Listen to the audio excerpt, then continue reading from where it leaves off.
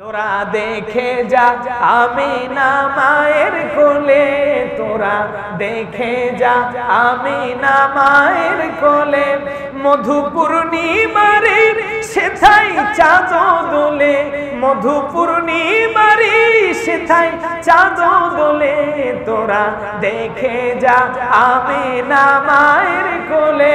মারহাবা বলে। আমরা যেভাবে মায়ের পেটে আসি, আল্লাহর নবী ঠিক একই ভাবে পেটে আসছে, কিন্তু সচরাচর পৃথিবীতে আমাদের মা বোনদেরকে যেটা দেখা যায়, ন্যাচারালি সন্তান যখন পেটে থাকে পেটটা স্বাভাবিক মেয়েদের অবস্থা চাইতে একটু বড় দেখা যায়। কি কথা বলেন, ঠিক কিনা?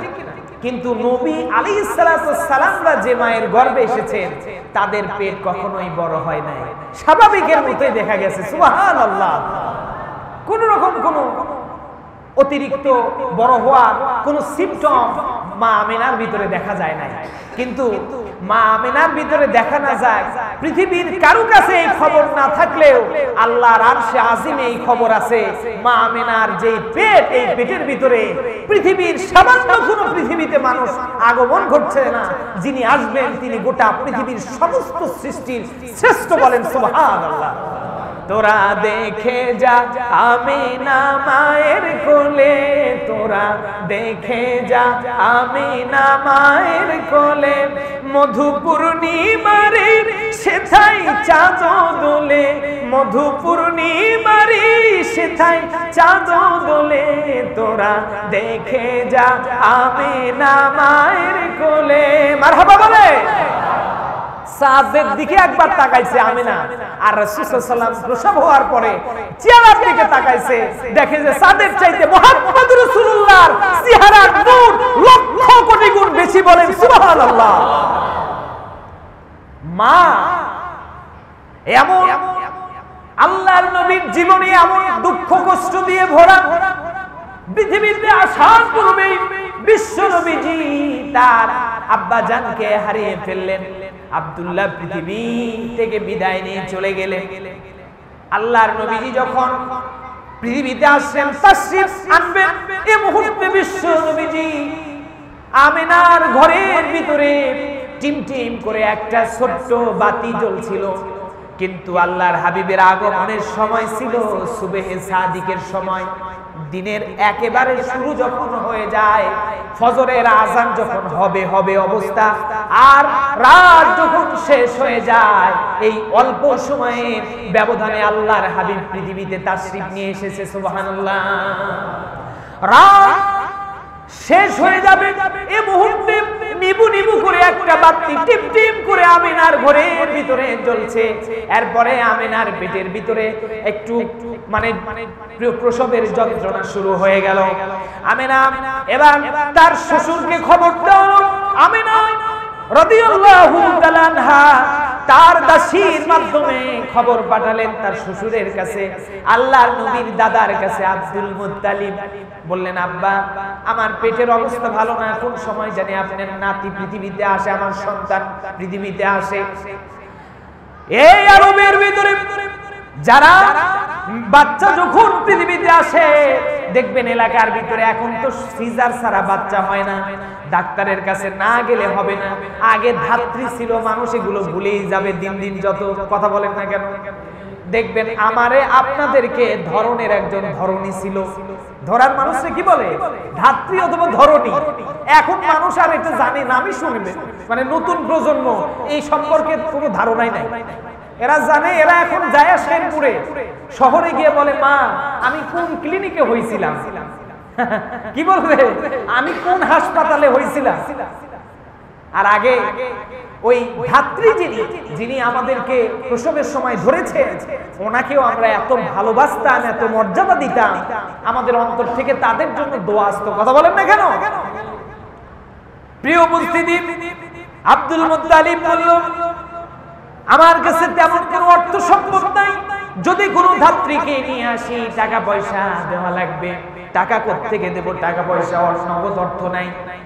তবে মা চেষ্টা করি কোনো লোক ফ্রিতে যদি তোমার খেদমতে হাজির হয়ে তোমার এই কষ্টের সময় যদি তোমার সঙ্গ দেয় তাহলে দেখব। এই বলে আব্দুল মুত্তালিব একজন মানুষকে, ধাত্রীকে, ধরণীকে দেখার জন্য, ডাকার জন্য গেলেন। ইতিমধ্যে টিম টিম করে বাতিটা তেল ফুরে গিয়া বাতিটাও নিভে গেল। অন্ধকার ঘর। আল্লাহর হাবিব পৃথিবীতে আসবে, বলেন তো বিশ্ব নবীজি পৃথিবীতে আসবে, আর যেই ঘরের ভিতরে আসবে ওই ঘর যদি অন্ধকার হয়, আল্লাহ রাব্বুল আলামিনের একটা ইজ্জত সম্মানের ব্যাপার আছে না না? আল্লাহর তো একটা মর্যাদা আছে, তার শ্রেষ্ঠ হাবিব পৃথিবীতে আসবে, তার মর্যাদা ক্ষুণ্ণ হয়ে যায়। এজন্য আল্লাহ রাব্বুল আলামিন বললেন, জিবরাইল, ও জিবরাইল, দেরি করো না, আমার বিশ্ব নবী, আমার হাবিব, আমার মোহাব্বতের কামলিওয়ালা দু জাহানের বাদশা পৃথিবীতে আগমন করবে রে। দেরি করো না, দেরি করো না। জান্নাত থেকে চারটা জান্নাতি রমণী নিয়ে আমিনার ঘরে উপস্থিত হয়ে যা। আল্লাহু আকবার। চারজন জান্নাতি রমণী। আল্লাহর হাবিবের ধরনী, দুনিয়ার ধরনী করবে কি? দুনিয়ার ধাত্রী কি হবে? আল্লাহ জান্নাত থেকে বিশ্ব নবীকে রিসিভ করার জন্য আগেই জান্নাতি রমণী পাঠিয়ে দিয়েছে। সুবহানাল্লাহ। আমিনার নয়নমণি, দো জাহানের কায়নাত, সিরাজাম মুনিরা মুহাম্মাদুর রাসূলুল্লাহ সাল্লাল্লাহু আলাইহি ওয়াসাল্লাম যখন পৃথিবীতে আসলেন, দেখা গেল আল্লাহর নবীজি যখন ওই ঘরের ভিতরে আসলেন, অন্ধকার ঘরটা আল্লাহর নবীজির নূরে নূরান্বিত হয়ে পুরা ঘরটা আসমানের চাঁদের চাইতেও বেশি আলোকিত হয়ে যায়। নবীজির চেহারার নূর এত বেশি ছিল যে মা আমিনার ওই টিমটিম করে যে বাতি নিভে গেছে অন্ধকার ঘর, এই ঘরটা চাঁদের আলোর চাইতেও বেশি আলোকিত হয়ে গেছে। সুবহানাল্লাহ। রাসূলের আগমন ঘটল। কুরাইশদের ভিতরে, আরবের ভিতরে প্রথা ছিল, ছোট্ট শিশু যখন পৃথিবীতে আসবে, বাচ্চাটারে লালন পালন করার জন্য, দুধ খাওয়ানোর জন্য কাউকে, আমাদের এলাকায় দেখবেন, আমাদের এলাকায় বুঝানোর জন্য বলি, মাদ্রাসায় যখন এই যে মানে ছোট ছোট বাচ্চাদেরকে যখন মাদ্রাসায় পড়ায়, আগেকার দিনে জাগির রাখতো, জায়গি আছে না নাই? এক বাড়িতে জাগির রাখতো, 2, 4, 10 বছর পড়াশোনা যতদিন করবে বাড়িতে খাওয়া দাওয়া করবে আর পড়াশোনা করবে, আছে না? এইরকমই একটা প্রথা ছিল। আরবে কোনো কুরাইশদের কোনো বাচ্চা হলে এই বাচ্চাটারে কারো কাছে 2, 4, 5 বছরের জন্য তাকে দেখাশোনা করা, 5 বছর যখন একটু বড়সড় হবে তখন আবার নিজের বাপমার কাছে চলে আসবে। ঠিক একই অবস্থায় আল্লাহর হাবিব পৃথিবীতে যখন আসলেন, ছোট্ট বাচ্চা আরবের ভিতরে চলে আসলো। বিশাল ধনী ধনী বড় বড় বাড়ির মানুষেরা বাচ্চাগুলারে এইভাবে করে নেওয়ার জন্য আসলো। আসার পরে ধনী যত ঘর ছিল, ধনী ঘরে সব বাচ্চাগুলারে নিয়ে চলে গেল। বড় বড় ব্যাপারী যারা ছিল, বড় বড় ব্যবসায়ী যারা ছিল, তারা নিয়ে চলে গেল। কিন্তু ছোট্ট ঘরের ভিতরে পৃথিবীর শ্রেষ্ঠ মানুষ আছে, কেউ তারে চিনতে পারে না। এদিকে সমস্ত মানব যেখানে হুমড়ি খেয়ে পড়ে গেছে, ওই দিক থেকে হালিমাতুস সাদিয়া রাদিয়াল্লাহু তাআলা আনহা ওনার স্বামী সহ নিয়ে আসছে একটা বাচ্চা নেওয়ার জন্য। কিন্তু ওনার যেই ঘোড়া, যেই গাধা, যেই উট ছিল তাদের কাছে, উটটা দুর্বল ছিল। ওই দুর্বল উটের কারণে তাদের সাথে একই সাথে পাল্লা দিয়ে মক্কায় প্রবেশ করতে পারে না। এজন্য তারা পিছনে চলে গেছে। দুর্বল উট তো আর সবল উটের সাথে হাঁটতে পারে না, পারবে? দৌড়াইতে পারবে না, তাদের দুর্বল উট, এজন্য তারা যেতে পারে নাই। এখন দুর্বল উট নিয়ে সর্বশেষে গিয়ে দেখে বড় ধনীর যত বাচ্চা ছিল, ধনীর দুলাল যত ছিল সব নিয়ে চলে গেছে ব্যাপারীরা। এখন আছে শুধু গরিবের এক দুলাল, নয়নের মণি আমিনা রাদিয়াল্লাহু তাআলা আনহার কলিজার টুকরা, নূরে মুজাসসাম মুহাম্মদুর রাসূলুল্লাহ, ছোট্ট শিশু মুহাম্মদ সাল্লাল্লাহু আলাইহি ওয়াসাল্লাম উনি আছেন। এখন তখনও তো মুহাম্মদুর রাসূলুল্লাহ সাল্লাল্লাহু আলাইহি ওয়াসাল্লাম যে বিশ্ব নবী, উনি যে আল্লাহর প্রেরিত হাবিবে সরওয়ার, এটা তো হালিমাতুস সাদিয়া জানেন না। জানেন নাকি? জানেন না। ছোট্ট বাচ্চার কাছে গেলেন, উনি বললেন যে বাচ্চা যেহেতু পাইলাম না, খালি হাতেই যাওয়া লাগবে, খালি হাতে যাওয়ার চাইতে এই ছোট বাচ্চা গরিব বাচ্চাটারে নিয়ে যায়, সামান্য যা দেয় এটা নিয়ে যাব। হালিমাতুস সাদিয়া উনি বর্ণনা করেছে এমন করে যে আমি শিশু মুহাম্মদ রাসূলুল্লাহকে যখন আমেনার কোল থেকে আমার কোলে নিলাম, আমি মুহাম্মদুর রাসূলুল্লাহর চেহারা মুবারকের দিকে তাকাই আর আল্লাহর আরশে আজিমের দিকে তাকাই, মনে হলো জানো মুহাম্মদুর রাসূলুল্লাহ আমার অন্তরটা ছিঁড়ে খেয়ে ফেলে দিয়েছে, আমার কলিজাতে আঘাত লেগেছে। রাসূলের এই শিশু মুহাম্মদুর রাসূলুল্লাহ সাল্লাল্লাহু আলাইহি ওয়াসাল্লামের চেহারার ভিতরে এমন মায়া, যেই মায়ার প্রেমে পড়ে গেলাম, কিচ্ছু লাগবে না, শুধু বাচ্চাটা হলেই হবে। আল্লাহু আকবার। এবার এই দুর্বল উটে উঠে যখন রওনা করেছে, ধনী দুলালদেরকে নিয়ে সবল উট যত জোরে যায় তার দ্বিগুণ শক্তিতে এই দুর্বল উটটা দৌড়ানি শুরু করে দিয়েছে। আল্লাহু আকবার, সুবহানাল্লাহ। ছোট্ট শিশু মুহাম্মদ রাসূলুল্লাহ সাল্লাল্লাহু আলাইহি ওয়াসাল্লামকে যখন এই দুর্বল উট এত শক্তিশালী হওয়ার কারণ কি? কারণ ওই সবল উটের উপরে সাধারণ মানুষ, শিশু বাচ্চা, এগুলো সাধারণ বাচ্চা, আর এই দুর্বল উটের উপরে तमाम পৃথিবীর শ্রেষ্ঠ বাদশার বাদশা মুহাম্মদ রাসূলুল্লাহ উঠেছে। কথা বলেন ঠিক কি না?